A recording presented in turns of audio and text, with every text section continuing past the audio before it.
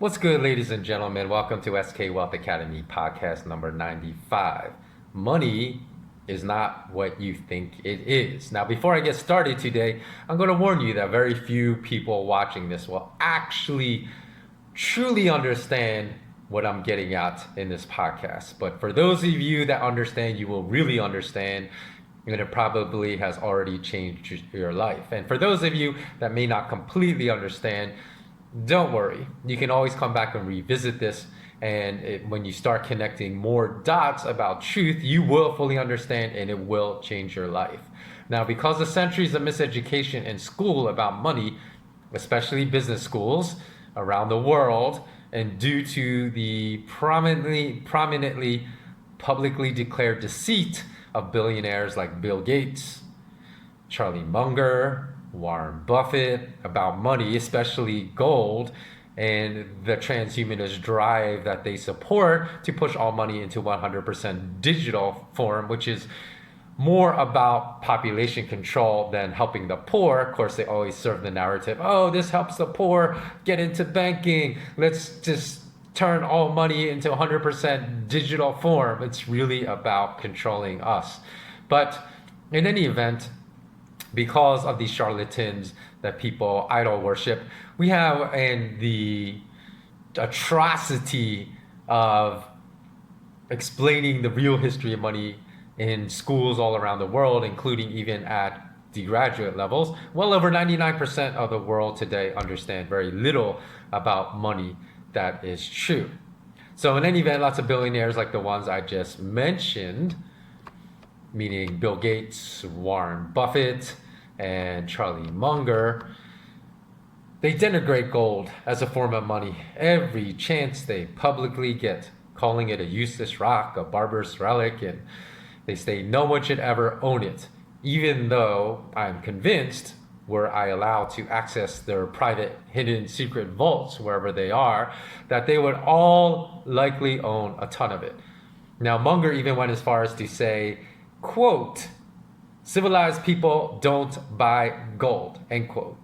Basically calling those of us that do, and I'm sure there are many of you watching this podcast right now that have bought and owned physical gold. He was calling us barbarians for doing so. And he also stated, quote, gold is a great thing to sew into your garments if you're a Jewish family, end quote. So he was talking about the historical period during World War II, when the Nazis were confiscating gold from Jews, and the Jews would sew gold into their clothes to hide it and prevent the Nazis from stealing their wealth. Now, who sounds like the conspiracy theorists here?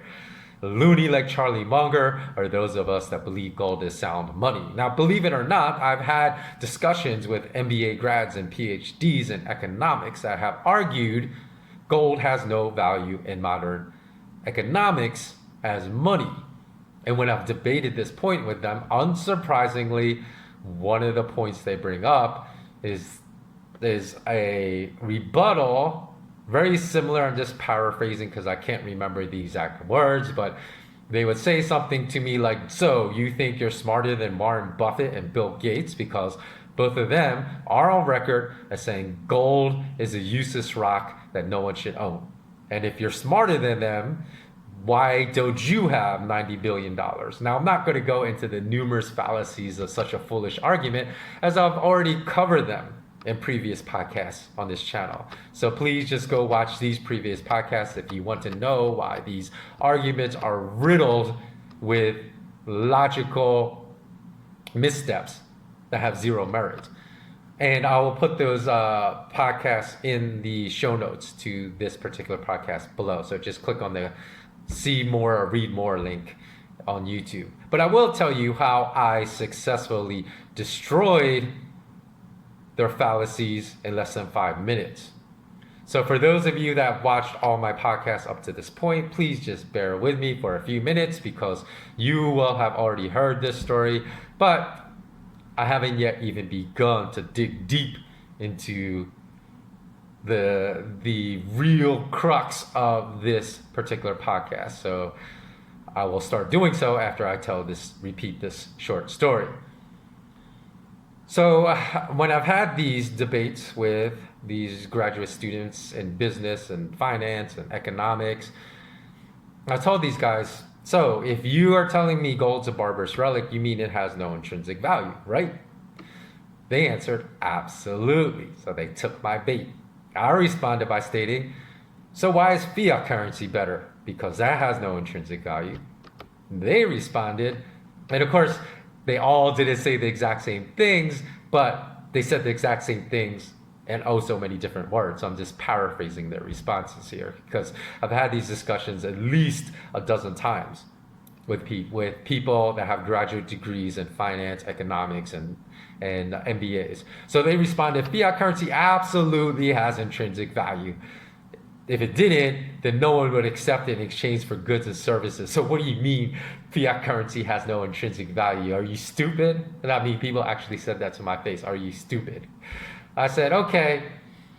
And I was thinking this. I thought this to myself privately, but I didn't want to agitate them and have them walk away before I made my point.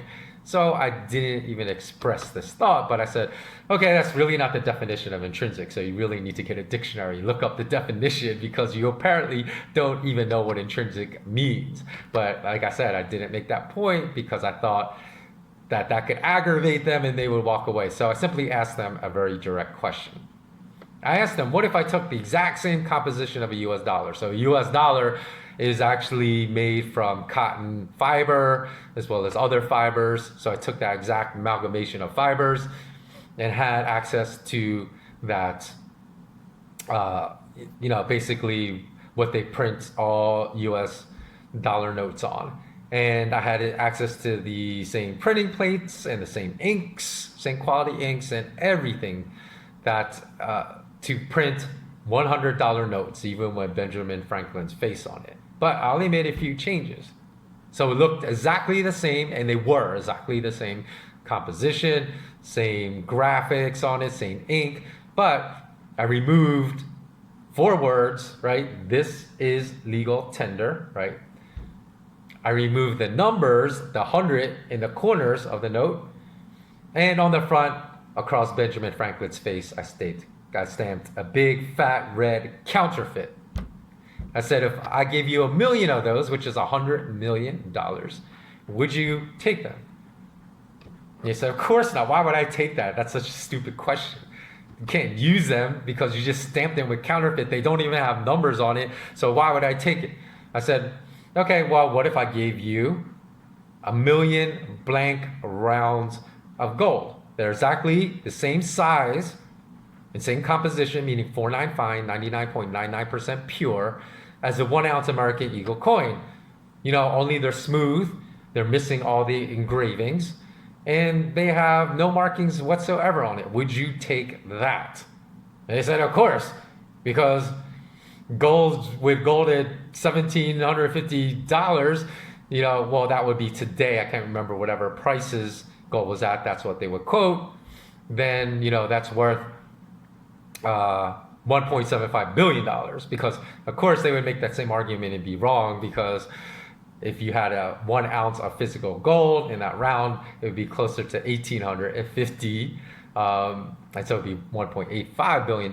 But of course, because these people were learned in academia but not learned in the real topics of money, they don't even understand the difference between spot prices and real prices you would have to pay to buy that real physical gold. So that story, like in 5 minutes, that's why I said I took 5 minutes to explain that story, proved to them that the money with no intrinsic value is the fiat currency we use, while the money with real intrinsic value is the one billionaires denigrate as a stupid, useless rock. But here's where I'm diving deeper down into the rabbit hole. So recently I spoke to 2 good friends who own 2 different forms of fiat currency because they live in different nations. I told both of them, and I had this conversation about 6 weeks ago, to dump their fiat currency and buy physical gold and silver. And I said, how much? Well, as much as possible. I told them what I do, and I only leave about 1 month of expenses in fiat currency and everything else goes into physical gold and silver. And in addition, I told my patrons the same thing, to buy when prices were much lower. And I told my patrons prices were going to skyrocket pretty soon.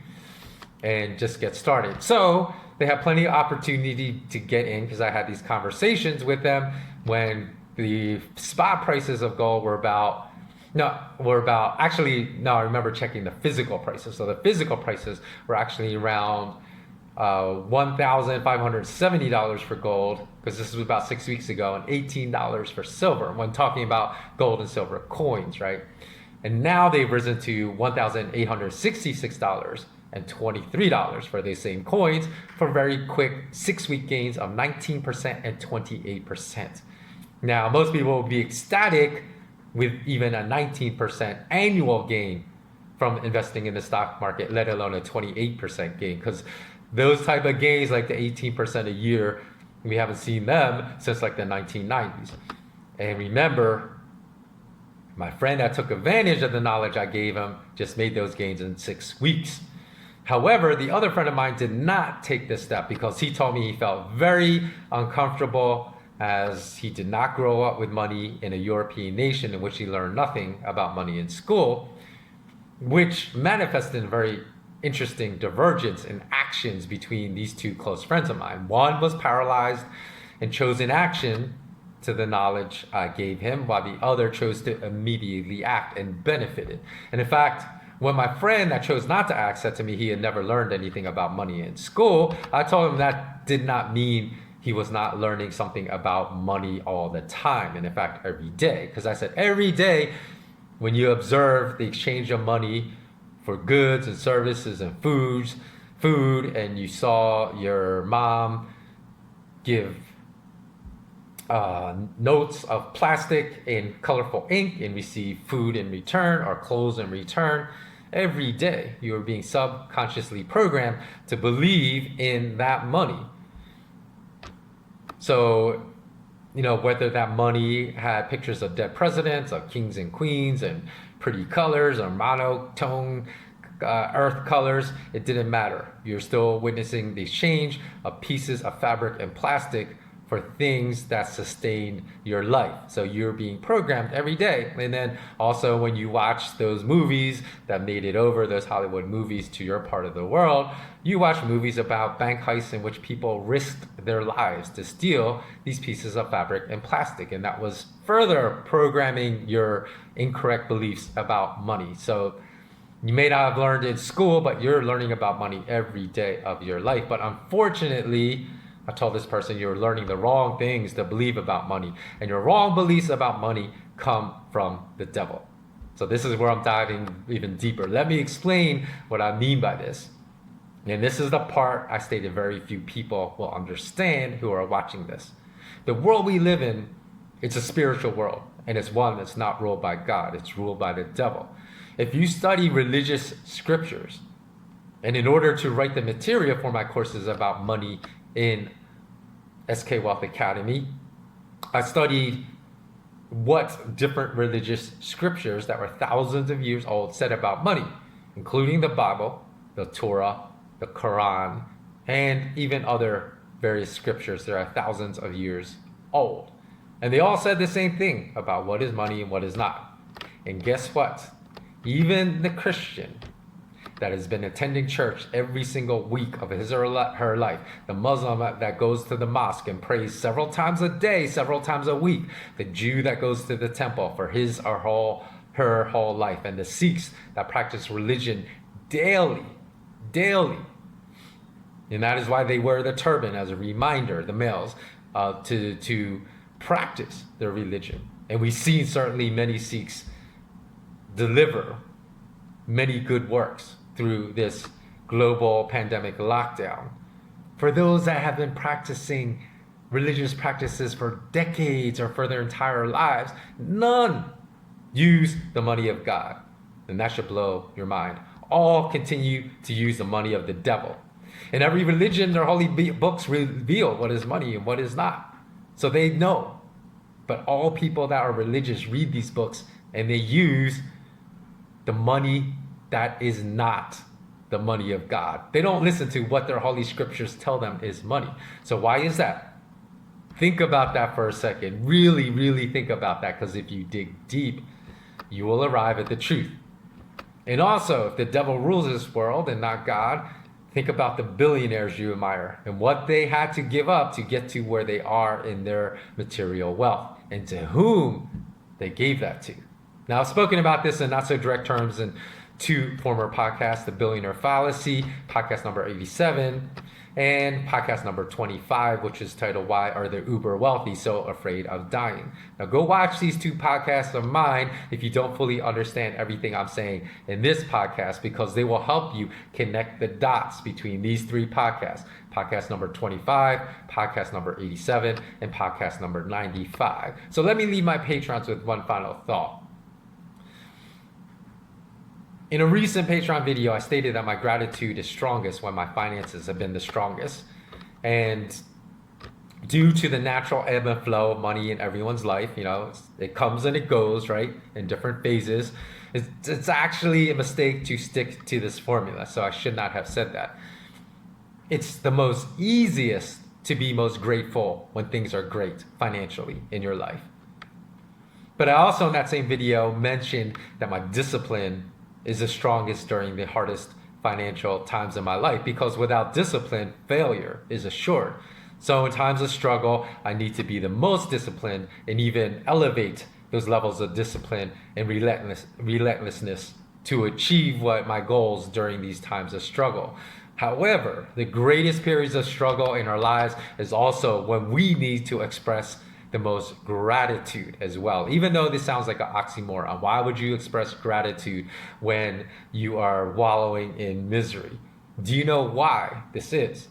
If you don't, just try it. Trust me. Be persistent about your expression of gratitude all throughout a very difficult period in your life. Whether it's difficult mentally or difficult physically or difficult spiritually or difficult financially, just try it, whether that period lasts 1 week or 6 months. And if you do, because most of us, like I said, only express gratitude when things are awesome in our lives, but very rarely do we express gratitude when times are super difficult. And if you do, because I have done this, you will understand why I am saying this.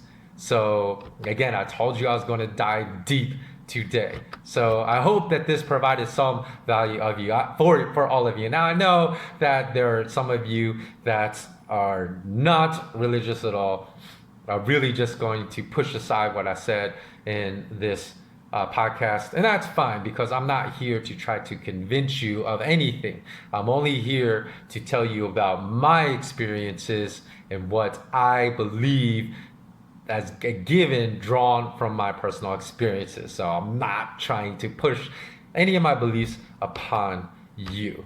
But with that said, I would say that the best way to arrive at truth is always to remain curious. Because as you know, I end every single podcast with my phrase, always remain intensely curious, and this one's going to be no different. So long, and always remain intensely curious.